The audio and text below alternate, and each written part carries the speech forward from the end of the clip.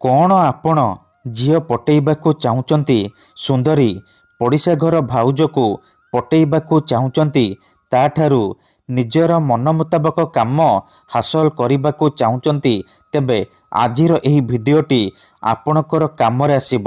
କାରଣ ଆଜିର ଏହି ଭିଡ଼ିଓଟିରେ ମୁଁ ଆପଣଙ୍କୁ ଶିଖେଇବି ବିନା ମନ୍ତ୍ରତନ୍ତ୍ରରେ କେବଳ 5ଟି ରସୁଣ କୁଲା ଆଉ କଳା ସୂତା ସାହାଯ୍ୟରେ ଝିଅ ପଟେଇବା ପାଇଁ ବଶୀକରଣ। ସୁନ୍ଦରୀ ଭାଉଜକୁ ପଟେଇବା ପାଇଁ ବଶୀକରଣ। ଏହି ବଶୀକରଣ ଏତେ ଶକ୍ତିଶାଳୀ କି ଏହାର ପ୍ରୟୋଗ କେବେ ବି ଖାଲି ଯାଏନି।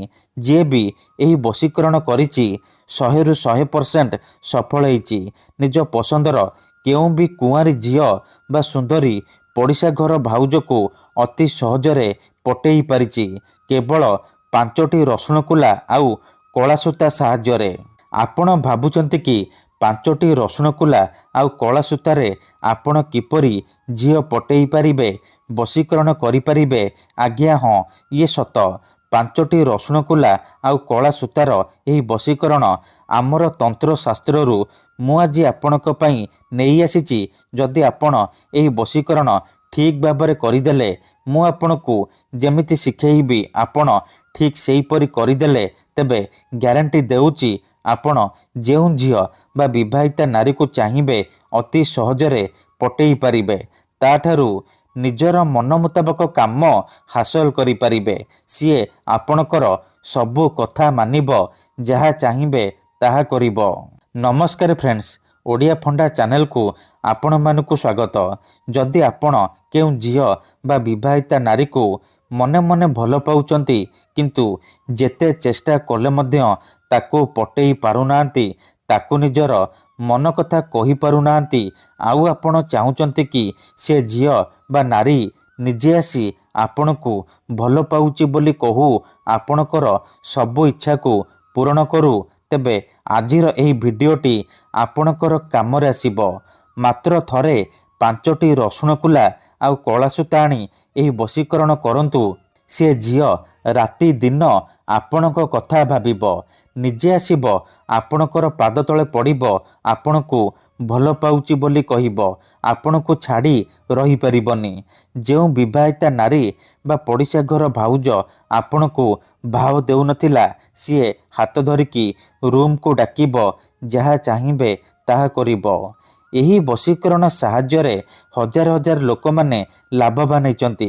ଆଶା ଛାଡ଼ି ଦେଇଥିବା ଲୋକ ମଧ୍ୟ ନିଜ ପ୍ରେମକୁ ପାଇପାରିଛି। ବିନା ମନ୍ତ୍ର, ବିନା ତନ୍ତ୍ର, ବିନା କିଛି ଜିନିଷ ଖୁଆଇ ପିଆଇ, ବିନା କୌଣସି ପଇସା ଖର୍ଚ୍ଚ କରି ଆପଣ ଘରେ ବସି ବସି ଝିଅ ପଟେଇ ପାରିବେ। ସୁନ୍ଦରୀ ପଡ଼ିଶା ଘର ଭାଉଜକୁ ପଟେଇ ପାରିବେ। ତେଣୁ ମନରେ କୌଣସି ଖରାପ ଉଦ୍ଦେଶ୍ୟ କିମ୍ବା କୌଣସି ଖରାପ କାମ ପାଇଁ ଆପଣ ଏହି ବଶୀକରଣକୁ ପ୍ରୟୋଗ କରିବେନି।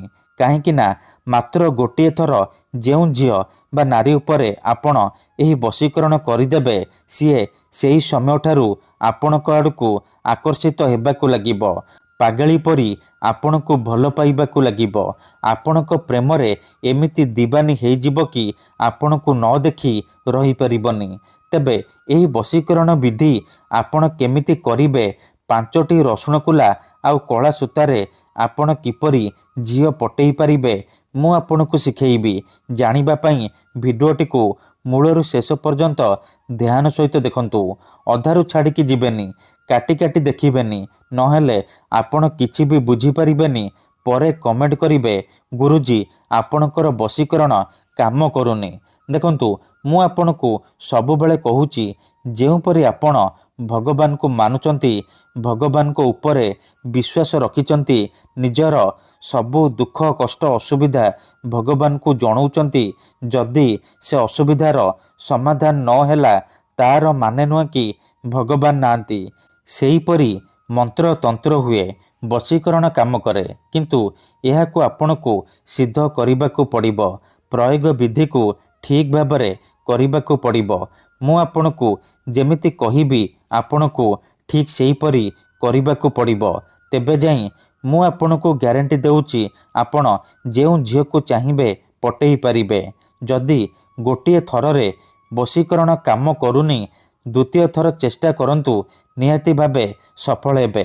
ତେବେ ଏହି ବଶୀକରଣ ବିଧି ଜାଣିବା ପୂର୍ବରୁ ଯଦି ଆପଣ ଆମ ଚ୍ୟାନେଲକୁ ପ୍ରଥମ ଥର ଆସିଛନ୍ତି ତେବେ ଦୟାକରି ଚ୍ୟାନେଲକୁ ସବସ୍କ୍ରାଇବ୍ କରି ପାଖରେ ଥିବା ବେଲ୍ ଆଇକନ୍କୁ ମଧ୍ୟ ଦବାଇ ଦିଅନ୍ତୁ, ଯାହାଦ୍ୱାରା ଆମେ ଯେଉଁ ବି ଭିଡ଼ିଓ ଅପଲୋଡ଼ କରିବୁ ସର୍ବପ୍ରଥମେ ଆପଣ ଦେଖିପାରିବେ ଆଉ ତା'ର ଲାଭ ପାଇପାରିବେ।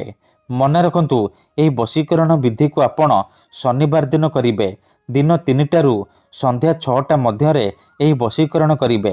ପ୍ରଥମେ ଆପଣ କ'ଣ କରିବେ, 5ଟି ରସୁଣ କୁଲା ଆଣିବେ ଆଉ କଳା ସୂତା ଆଣିବେ। ତାପରେ 5ଟି ରସୁଣ କୁଲା ଆଉ କଳା ସୂତା ସାହାଯ୍ୟରେ ଗୋଟିଏ ମାଳ ତିଆରି କରିବେ। ମାଳ କରିସାରିବା ପରେ ସେ ମାଳରୁ ଗୋଟିଏ ରସୁଣ କୁଲା ଛୁଇଁବେ, ଗୋଟିଏ ଥର ସେ ଝିଅର ନାମ କହିବେ।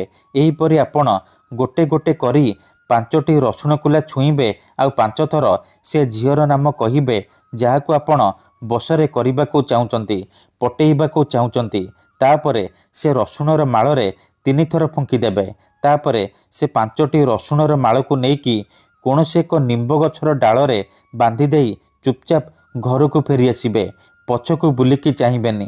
ଗ୍ୟାରେଣ୍ଟି ଦେଉଛି, ଏହି ବଶୀକରଣ କରିବା ମାତ୍ରେ ସେ ଝିଅ ହେଉ ବା ସୁନ୍ଦରୀ ବିବାହିତା ନାରୀ ଆପଣଙ୍କ ଆଡ଼କୁ ଆକର୍ଷିତ ହେବାକୁ ଲାଗିବ। ଧନ୍ୟବାଦ।